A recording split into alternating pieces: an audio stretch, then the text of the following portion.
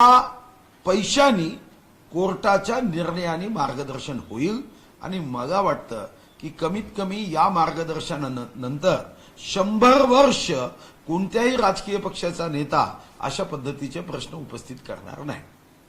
दुसरीकडे ज्या पद्धतीने हे सगळे निकाल येणार आहेत मात्र दोन्ही गटाकडून सांगितलं जात आहे की निकाल आमच्या बाजूने लागेल, कसं बघता याकडे? नाही, आता आपल्या देशामध्ये लक्षावधी केसेस आहे। तुम्ही जर या लक्षावधी केसेसमध्ये दोन्ही पार्टींचा इंटरव्ह्यू घेतला तर साधारणतः दोन्ही पार्ट्यांना वाटतं की माझी बाजू सत्य आहे, म्हणूनच तर कोर्टामध्ये घडतात।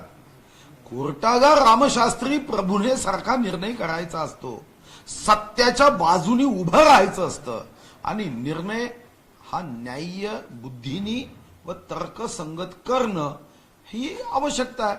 आता दोन बाजू आहे, ही बाजू माझी योग्य असं वाटणं स्वाभाविक आहे आणि यामध्ये मला वाटतं काही गैर नाही। ही नैसर्गिक भावना आहे।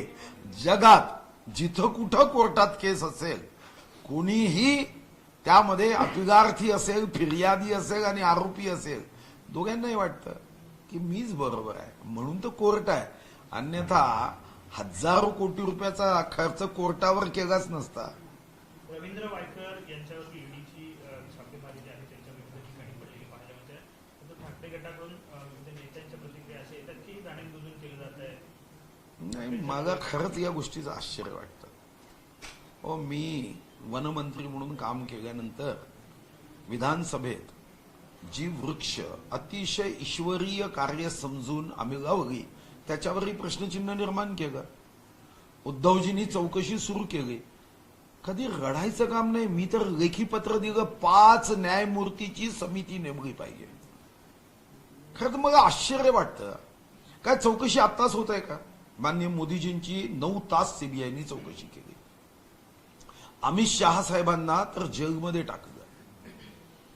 या अगोदर सुरेश कलमाडीची चौकशी झाली, सुश्री स्वर्गीय जयललिताची चौकशी झाली, मायावतींची चौकशी झाली, श्री मुलायमसिंग यादवजी यांची चौकशी झाली, लालू प्रसाद यादवजी यांची चौकशी झाली, सुखरामची चौकशी झाली। भारतीय जनता पार्टीचं सरकार नव्हतं। या साऱ्या चौकशा या काँग्रेसच्या काळात झाल्या। आज भारतीय जनता पार्टीचं सरकार आहे। खासदार भावना गवळी यांना इन्कम टॅक्स नोटीस दिला। भावना गवळींचा पाठिंबा हा तर भारतीय जनता पार्टीला आहे। त्याच्याबद्दल तर कोणी वक्तव्य केलं नाही की भारतीय जनता पार्टीने काही सुडगोण्याचं राजकारण केलं। मला वाटतं की अशा पद्धतीने भास निर्माण करणं, आभास निर्माण करणं आणि राजकारणाच्या पक्षीय कवचकुंडलामध्ये आपण आचरण कृती काहीही करू शकतो हा समज करून घेणं, हे काही कवचकुंडल नाही आहे। तुम्ही एखाद्या राजकीय पक्षाचे पदाधिकारी आहे म्हणून तुमची चौकशीच करायची नाही।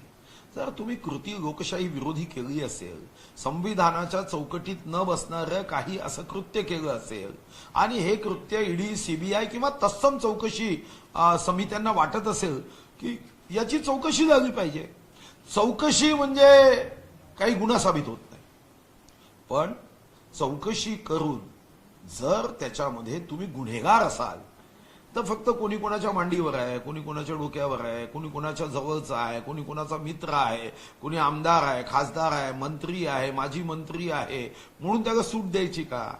तर मग तसा निर्णय करावा लागेल की राजकीय नेता आहे म्हणून त्याची कदापिही चौकशी करता येणार नाही।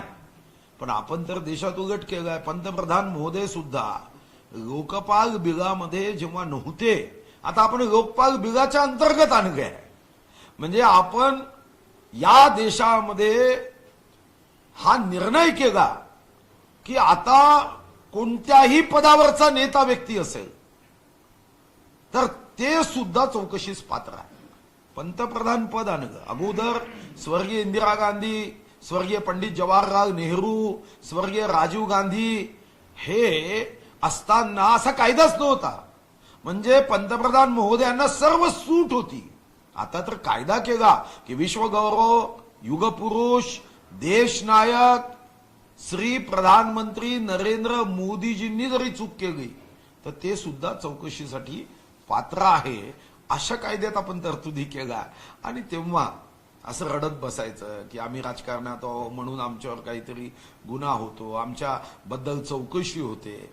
असं कसं करता येईल? आपल्याला माहिती आहे की एक आमदार आहे, सन्माननीय आमच्या काँग्रेसचे नेते आहे, कोर्टाने 20 वर्षांनी 5 वर्षाची शिक्षा दिली. हो, पहिल्यांदा काँग्रेस किंवा तत्सम नेत्यांना असं वाटायचं की हम करे सो कायदा. आता हम करे सो कायदा नाहीये, जो कायदा आहे त्यांनी वागायची जबाबदारी आहे आमच्यावर. आणि म्हणून कर नसेल तर डर कशाचा आहे?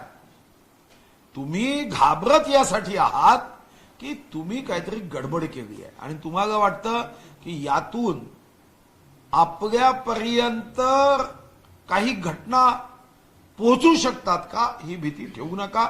नसतील घटना तर आपल्यापर्यंत पोहोचू शकत नाही. नरेंद्र मोदीजींचा कितीही विरोध करा, पण काही गोष्टी बाबतीत तुम्ही आदर्श घ्या. 9 तास सीबीआयनी चौकशी केली, बाहेर पडले, कार्यक्रमाला लागले. एक शब्दाने विश्वगौरव नरेंद्र मोदींनी म्हटलं नाही की माझ्यावर आकस बुद्धीनी काँग्रेस काम करताय. ते म्हणाले ठीक है, आपका काम आप करो, सीबीआय का काम करेगी, मैं जनता की सेवा करूंगा. मला वाटतं की हा भाव असावा. यासाठी विनाकारण पत्रकार परिषदा घेऊन पत्रकारांचाही मूल्यवान वेळ घेण्यापेक्षा देश घडवण्यासाठी पत्रकारांना सुद्धा का वेळ देऊ द्या ना. शरद पवार म्हणतायत की देवेंद्र फडणवीस यांना हा निकाल सगळा माहिती असेल, त्यामुळे अशा पद्धतीने बोलतायत. नाही, कशाबद्दल? सूर्य पूर्वेकडून उगवतो, काय याला काय करायचं आहे? म्हणजे असं म्हणायचं की हा सूर्य पूर्वेकडून उगवतो, सूर्य देव आणि यांची चर्चा झाली होती की पूर्वेकडून मी उगवतो की पश्चिमेकडून उगवतो. अहो, निकाल माहीत होण्याचा प्रश्नच येत नाही. यामध्ये नैसर्गिक, स्वाभाविक, ज्यांना थोडं कायद्याचं तत्व समजतं ते आपापल्या पद्धतीने व्यक्तिगत आकलन करतात, मूल्यांकन करतात. आता हे आकलन आणि मूल्यांकन म्हणजे काय? मी तर असा एक नेता पाहिला, तो कोर्टावरच ताशेर उडत होता आणि नंतर काल मी त्याचं स्टेटमेंट बघा, कोर्ट अजूनही न्याय देणार. अरे, 1 महिन्यापूर्वी तुम्ही सांगता की कोर्टामध्ये न्याय दिला जात नाही आणि 1 महिन्यानंतर गुजरात सरकारवर कोर्टाने काही ताशेरे ओढल्या, बरोबर आनंदी आनंदगडे, हर्षवायू. मला वाटतं की लोकांना हे समजत आहे की आपला स्वभाव काय आहे आणि हा डीएनए देशातली जनता कदापिही सहन करू शकणार नाही. गिल्किस बानो प्रकरणामध्ये आता महाराष्ट्र राज्यात सीबीआय चौकशी होणार आहे, तर कुठेही राजकीय हस्तक्षेप होऊ नये असं शरद पवार. नाही, हे खरं आहे ना. राजकीय हस्तक्षेप कोणत्याही सरकारने कदापिही कोणत्याही केसमध्ये करू नये हीच तर अपेक्षा आहे. पण दुर्दैवाने 2 वर्ष 8 महिने आपण बघितलं की प्रत्येक केसमध्ये राजकीय हस्तक्षेप केला जायचा आणि त्याचे परिणाम आजही महाराष्ट्र भोगतोय. मराठा आरक्षणाच्या संदर्भात जर लक्ष दिलं असतं तर मराठा बांधवांना सन्माननीय देवेंद्र फडणवीस साहेबांनी दिलेलं आरक्षण टिकलं असतं. पण तुम्ही मात्र बॉम्बे टू गोवा चित्रपटाचा तो जो व्यक्ती आहे, पात्र आहे, बाबा पकोडा, तसं फक्त 2 वर्ष 8 महिने केंद्र सरकार, जीएसटी आलं नाही, हे आलं नाही, ते आलं नाही. तुम्हीच एक रडणारे होते का? देशामध्ये 28 राज्य, 8 केंद्रशासित प्रदेश आहे, बाकी राज्यात, विरोधकांच्याही राज्यात अशा पद्धतीचं भाष्य केलं जात नव्हतं. पण तुम्ही ठरवूनच टाकलं होतं महाराष्ट्र खड्ड्यातच टाकायचा. मला असं वाटतं की या पद्धतीचं राजकारण करणाऱ्या नेत्यांचे खरे चेहरे ओळखून मी जनतेला आपल्या माध्यमातून आवाहन करतो, विनंती करतो की महाराष्ट्राच्या प्रगतीला नजर लागेल अशा पद्धतीने जे दृष्ट विचार समाजामध्ये प्रवाहित करतात त्यांच्यापासून सावधान व्हा. कॅबिनेट मंत्री लोढा यांनी मुंबई महानगरपालिकेच्या शाळांमध्ये प्रभू श्रीरामाच्या नावाने 9 जानेवारी ते 19 जानेवारी दरम्यान स्पर्धांचं आयोजन केलंय. मात्र या स्पर्धा योग्य नाहीयेत असं शरद पवार यांचं म्हणणं आहे आणि सपाच्या आमदारांनीही या स्पर्धेला विरोध केला आहे. शरद पवार म्हणतात हा सेक्युलर देश आहे, रामाच्या नावाने स्पर्धा घेऊ नये. नाही, पण आपल्याला कोणी सांगितलं की प्रभू राम हे फक्त हिंदूंचे आहे? हा, शरद पवार साहेबांचे राम असूच शकत नाही, कारण त्यांनी स्वतःच मान्य केलं मी देव मंदिर याबद्दल माझ्या मनामध्ये कुठेही या संदर्भामध्ये भाव नाही. पण प्रभू राम हे तर सर्वांचे आहे. इथं धार्मिक प्रश्नच कुठं उपस्थित होतो. आणि मग जेव्हा हज यात्रेला अनुदान दिलं जात होतं तेव्हा काय फेविकॉल फॅक्टरीचा सर्व फेविकॉल आपल्या घरी पोहोचत होता का? तेव्हा नाही सांगितलं 700 कोटी 800 कोटी रुपये जनतेच्या पैशाने हज अनुदान दिलं जात होतं, तेव्हा कोणीही काही बोललं नाही. हज हाऊसेस जनतेच्या पैशाने बांधले जातात, तेव्हा कोणी काही बोलत नाही की हज हाऊसेससाठी सरकारचे पैसे लागू नये. मदरस्यासाठी पैसे दिले तेव्हा कोणी म्हटलं नाही की मदरस्यामधून मुल्ला मौलवी तयार होतात काय, सायंटिस्ट तयार होतात, चांद्रयान बनवणारे मदरस्यामधून तयार होतात का. मंगल प्रभात घोडांवर टीका करायची. छत्रपती शिवाजी महाराज हेच काँग्रेसचे नेते आहे, काय म्हणायचे, वाट चुकलेला देशभक्त, आणि हे योग्य मार्गावर असणारे देशभक्त आहे. अरे वाट चुकलेले तुम्ही आहे, देश खड्ड्यात टाकण्याचं काम केलं आणि आता सत्तेसाठी परिवारासाठी तुष्टीकरण करायचं. म्हणजे तुम्हाला वाटतं की असे वाक्य फेकल्याने काही विशिष्ट धर्माचे लोक मतं देतील. गैरसमज काढून टाका. मुस्लिम समाज सुद्धा जागा झालाय, तोही प्रभू रामाचं नाव घेतोय. आणि म्हणून अशा पद्धतीने सरकारच्या पैशांनी करू नये असं म्हणणं. आता भीमाशंकरमध्ये आपण पैसे दिले, पंढरपूरमध्ये आपण सर्व व्यवस्था करतो. बरं झालं देवाने भगवान विठ्ठला तू यांना अजून तुझ्यापर्यंत पोहोचण्याची बुद्धी दिली नाही, हे प्रभू रामापर्यंतच पोहोचले. सर, दुसरा एक प्रश्न असा होता की ईव्हीएम संदर्भात इंडिया आघाडीतील जे प्रमुख पक्ष आहेत काँग्रेस आणि राष्ट्रवादी यांनी चर्चेसाठी वेळ मागितली होती की ईव्हीएम वरती त्यांना अजूनही कुठेतरी संशय आहे. मात्र निवडणुकांनी सांगितले की 24च्या निवडणुका आता तोंडावरती आहेत, अशा पासून तयारी करताना वेळ नाहीये. तर त्याचंही आता राजकारण केलं जात आहे. काँग्रेसचं म्हणणं आहे, राष्ट्रवादीचं म्हणणं आहे की ईव्हीएम संदर्भात संशय आहे लोकांच्या. ईव्हीएम कोणी आणलं? ईव्हीएम आणलं काँग्रेसच्या सरकारने. अरे तुम्हाला थोडी तर ठेवा की निर्णय करताना अभ्यास न करता तुम्ही निर्णय करता. तुम्ही सरकार चालवण्याच्या पात्रतेचे आहे का, योग्यतेचे आहे तुम्ही सरकार चालवण्याचा? ईव्हीएम मशीनच तुम्ही जन्माला घातली आणि तुमचे भाषण जरा वाचून काढले पाहिजे.